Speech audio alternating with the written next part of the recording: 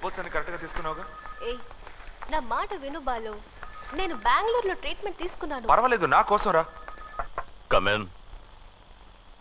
ఓ బాలు అన్న, రండి బాలు అన్న, రండి. బాలు అన్న, హౌ ఆర్ యూ బాలు అన్న?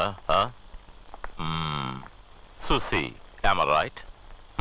నాకెలా తెలుసని చూస్తున్నావా? నిన్న రాత్రి వీడు ఫోన్లో నీ గురించి మాట్లాడడం మొదలెట్టాడు. బిలీవ్ ఇట్ ఆర్ నాట్, వీడు ఫోన్ పెట్టింది ఇవాళ ఎర్లీ మార్నింగ్ 3 o'clock, 3 గంటలకి. మాట్లాడే ప్రతి మాటలోనూ సుసి సుసి సుసి సుసి. ఇది న్యాయమా సుసి? నేను నిద్రపోనకలా? ఏయ్, దిస్ ఈజ్ జస్ట్ జోకర్. నా తమ్ముళ్ళు అంటాడు. కానీ ఇప్పుడు మెంటల్గా చాలా డిస్టర్బ్ అయ్యాడు. సుసి, నీ మెడికల్ రిపోర్ట్స్ ఇవ్వు. ఇదిగోనన్నా. Sit down. కూర్చో సుసి ప్లీజ్.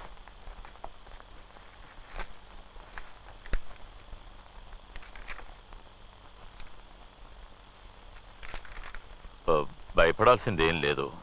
Very simple. ఇందులో ప్రిస్క్రైబ్ చేసిన ట్రీట్మెంట్ని కంటిన్యూ చేస్తే చాలు. It should be all right. బెంగళూరులో కూడా ఏదో చెప్పారు. ఉండు. మతిమరుపు అనేది అందరి జీవితాల్లోనూ సహజంగానే వస్తుంది. కానీ కొన్ని సమయాల్లో ఏదైనా మాట నోటి వరకు వస్తుంది, కానీ చెప్పలేకపోతారు. బికాస్ ఆ మాట గుర్తుకు రాకపోవడమే.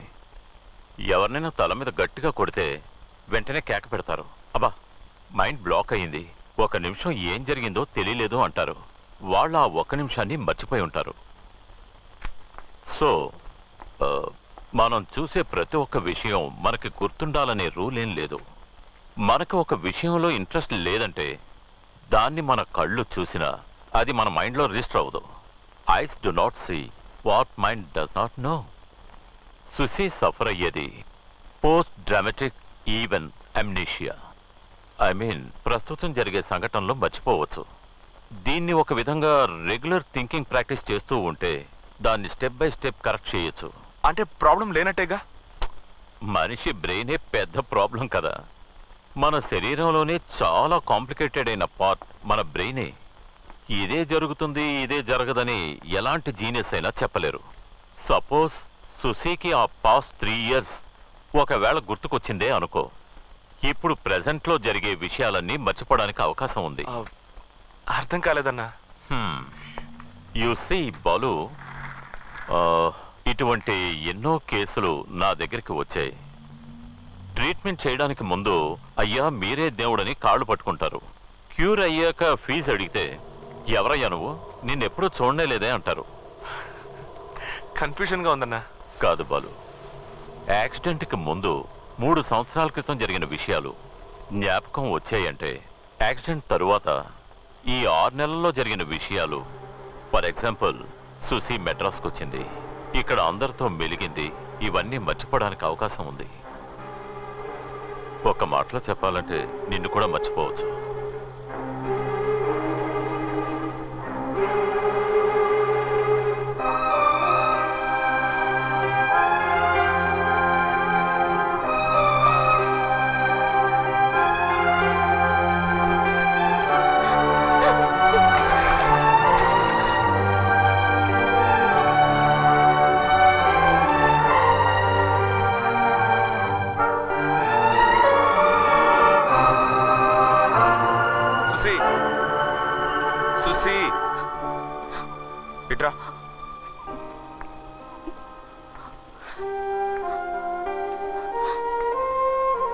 ఎందుకు ఏడుస్తున్నావు?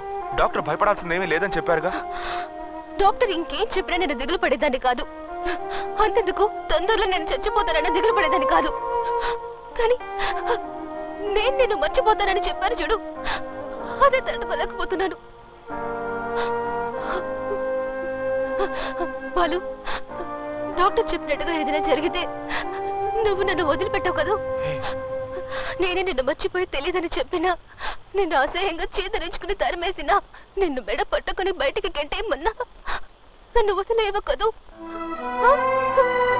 బాలు, బాలు, నువ్వు లేకపోతే నేను చచ్చిపోతాను.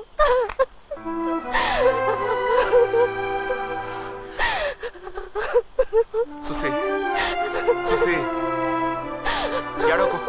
ఎందుకు ఏడుస్తున్నావు? ఏడవకు సుసి, నేను చెప్పేది విను. సుసి, సుసి, మీ నాన్నని తలుచుకొని భయపడుతున్నావు, డాక్టర్ చెప్పిన మాటలను తలుచుకొని భయపడుతున్నావు, నీ చుట్టూ ఉన్న వాటిని తలుచుకొని భయపడుతున్నావు. నేను నీకు తోడుగా ఉన్నాను, ఆ విషయాన్ని ఎందుకు మర్చిపోతున్నావు? రైల్వే స్టేషన్ లో చూసిన మొదటి చూపే నువ్వే నాదనివని నా మనసు చెప్పింది. ఆ క్షణం నుంచి నేను ఆరాధిస్తున్నాను, ఆరాధిస్తూనే ఉంటాను. మీ నాన్నే కాదు, ఆ దేవుడే దిగొచ్చినా సరే నిన్ను నా నుంచి ఎప్పటికీ విడదలేడు సుసి.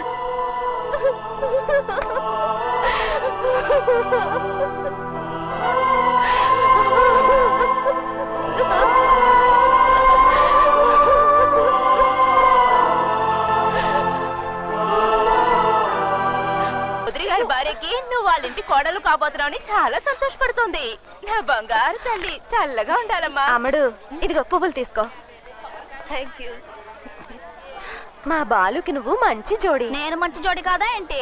కాకపోతే